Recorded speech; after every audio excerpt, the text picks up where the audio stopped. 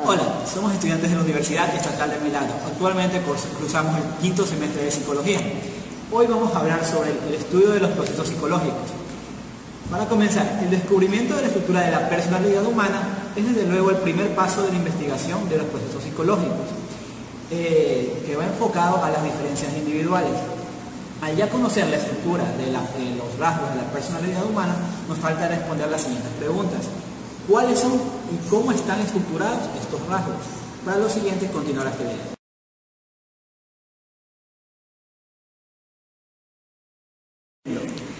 El estudio científico de los rasgos psicológicos a través de los métodos señalados da un lugar a un mapa topográfico o una estructura en la que se incluyen de un modo organizado los factores importantes que se debe considerar para lograr una descripción completa de la personalidad humana. Hay muchos métodos para estudiar los procesos cognitivos. Los investigadores de las diferencias individuales se han esforzado en los últimos 30 años por descubrir esos procesos cognitivos, usando por distintos individuos. Los resultados han sido de una buena cantidad de métodos. La mayor parte de ellos se han dirigido al análisis de las diferencias intelectuales, por lo que la mayor parte de las explicaciones que siguen se centran en esta área. Los investigadores han desarrollado varios métodos, pero aquí los vamos a describir en 4, que son los más importantes. Primero, el método de correlatos, que estudia las relaciones entre las diferencias individuales, rasgos de la inteligencia y procesos psicológicos muy específicos, como pueden ser el recuerdo de un significado de una palabra o una percepción de una letra.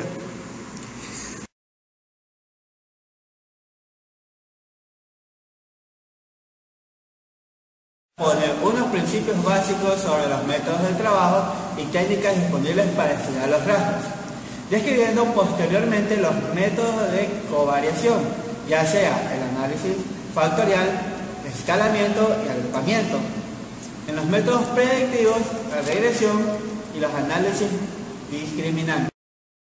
Imaginemos que nos hacen la siguiente pregunta. Después de que nos tomemos un poco de tiempo para explorar las distintas alternativas que se nos ofrecen y pensar en cuál puede ser más adecuada, responderíamos que la alternativa C contiene el par de números que no pertenece a los demás, puesto que en todos los demás hay una diferencia de 4. La variedad es enorme, pero por ello no debemos llevarnos a concluir que cualquier prueba psicológica tiene las suficientes garantías científicas. Una de las distribuciones más útiles es la denominada distribución normal. La distribución normal expresa las frecuencias de las medidas realizadas, es decir, organiza con qué frecuencia suceden una serie de cosas. Por consiguiente, es un hecho que proviene de la observación. La observación es una técnica esencial en la investigación de los rasgos psicológicos. La idea que subyace a la correlación es muy fácil de explicar, recurriendo al concepto de consistencia. Ténganse en cuenta que el siguiente ejemplo no expresa en sí mismo la técnica de la correlación, sino que únicamente introduce una idea intuitiva de consistencia y relación previa a la propia técnica de correlación en sentido estricto.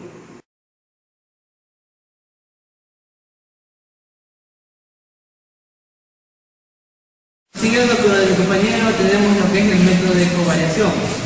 Los métodos de covariación estudian de qué modo se relaciona una serie de medidas, es decir, responden a la pregunta de si determinadas medidas covarían o varían conjuntamente y de qué modo lo harían. Por este motivo, las 3 características se van a describir. Comienza analizando las correlaciones entre sí y las medidas realizadas.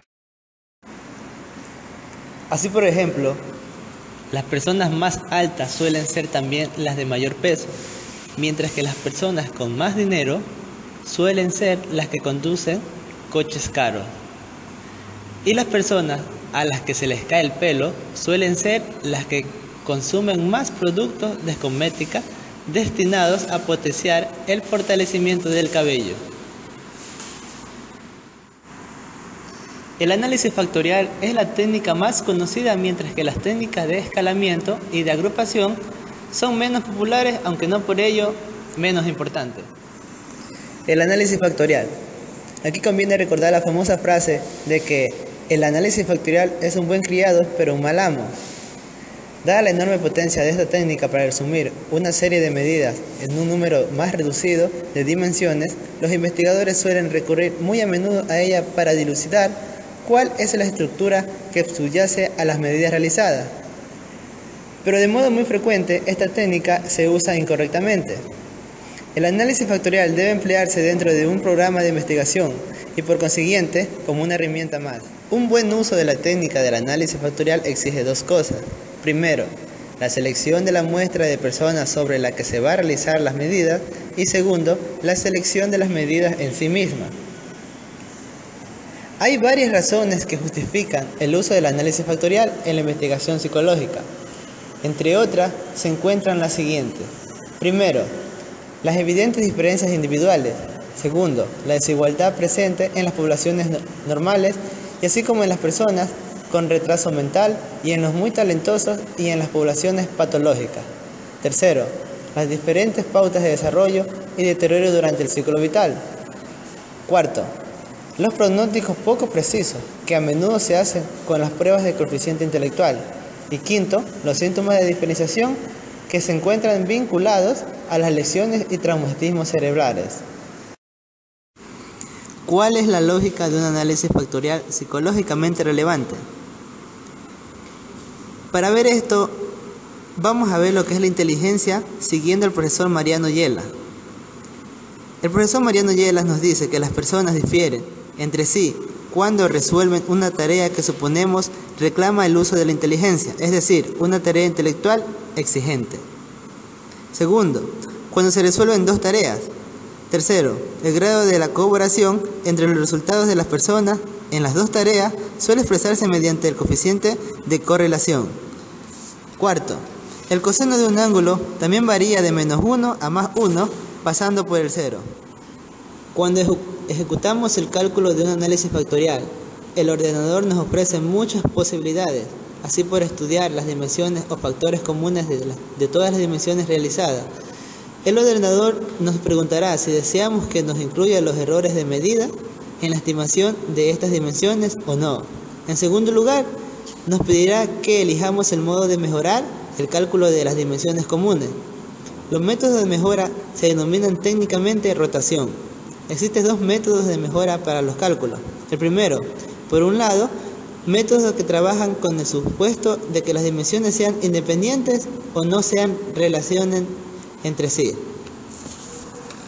Segundo, los métodos que no trabajan con ningún supuesto sobre la independencia o dependencia de las dimensiones. Y por consiguiente, un experto en el uso del análisis factorial, que además sea experto en psicología, aconsejaría lo siguiente. Para extraer inicialmente las dimensiones, debe seleccionar una técnica de factores comunes o de medida verosímil. Técnica del escalamiento. Las técnicas del escalamiento permiten medir las relaciones entre una serie de estímulos que pueden variar en una serie de aspectos. El escalamiento suele emplearse para determinar, primero, el número de dimensiones necesarias para describir de modo resumido los juicios que una persona hace sobre una serie de estímulos. Segundo, el lugar que ocupan los distintos estímulos en estas dimensiones. Y tercero, la naturaleza psicológica de esas dimensiones. Técnica de agrupamiento.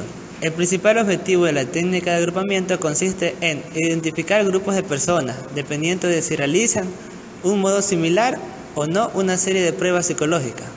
Así, la técnica de agrupamiento es una especie de análisis factorial invertido, mientras que el análisis factorial agrupa variables, la técnica clúster o de agrupamiento agrupa personas. Por eso la técnica de agrupamiento también se denomina técnica Q de factorización. De los métodos predictivos es realizar una predicción, es decir, un pronóstico que pueda suceder. Las distintas técnicas que se pueden emplear para alcanzar este objetivo dependen del tipo y número de la medida o variable. Si la predicción es adecuada, esta será de esta medida se recibe el nombre de variable predictiva. La regresión. La regresión tiene como objetivo realizar la predicción partiendo de las medidas de una serie de variables predictorias. Para poder averiguar si nuestras suposiciones son correctas, deberíamos pasar al menos por las siguientes fases. Medir las distintas variables en las que se basará nuestra predicción, es decir, medir las variables predictorias. Segundo, medir las diferencias individuales en el rendimiento, es decir, medir las variables de criterio. Tercero, comprobar el grado de asociación entre la variación de la variable predictoria y las diferencias individuales en las variables de criterio. El análisis discriminante. El análisis discriminante es una técnica muy útil en el campo de las diferencias individuales. Como su nombre lo indica, su objetivo es discriminar entre las personas de una determinada población a partir de una serie de características que se puedan emplear para describir a esa población. Más o menos en concreto, el análisis discriminante permite predecir qué persona se puede incluir en determinado grupo considerado una serie de variables de calificación. De modo, si medimos la inteligencia y el nivel de ansiedad de una muestra de 500 estudiantes de psicología, podemos desear averiguar cuáles de estos 500 estudiantes pueden incluirse en un posible grupo de rendimiento óptimo y cuáles formarán el grupo de bajo rendimiento. El análisis discriminante nos dirá con qué probabilidad determinaremos estudiante por estudiante, dependiendo de su nivel intelectual y de su nivel de ansiedad. Pertenecerán a un grupo de alto rendimiento y lo cual pertenecerán a un grupo de bajo rendimiento. Una de las ventajas de práctica del análisis discriminante es que al permitirnos predecir qué persona se incluye en el grupo probable de bajo rendimiento, resulta posible desarrollar medios de prevención del fracaso del estudiante. Métodos casuales. Los métodos casuales, también denominados métodos confirmatorios, son los de más reciente desarrollo en el campo de las experiencias individuales. Por eso todavía no se conoce demasiado bien todas sus virtudes y defectos. Los programas de ordenador que permiten usar este tipo de métodos son cada vez más potentes, pero eso no se debe hacer caer en el olvido, que el punto de clave de cualquier trabajo es que los datos que se van a someter al análisis tengan una excelente calidad. Por muy bien refinados que puedan ser los procedimientos de análisis, si los datos que se van a analizar no tienen la suficiente calidad, los resultados finales serán poco útiles científica y prácticamente. Supongamos que deseamos mejorar el rendimiento académico de los estudiantes universitarios. Para tratar de alcanzar este objetivo, controlamos una variable, el dinero, que se debe invertir en la educación. La pregunta que debemos hacernos seguidamente es cómo esperamos que se traduzca un mayor gasto en educación en un incremento de rendimiento académico. Es decir, de qué modo podemos una mayor inversión monetaria en educación dar lugar a un mejor rendimiento. El primer paso podría consistir en contratar a más profesores con objeto de reducir el número de alumnos por profesor. Además, se podría contratar a profesores más prestigiosos y a expertos psicólogos en la educación para mejorar los programas educativos en sí mismos y diseñar programas educativos nuevos.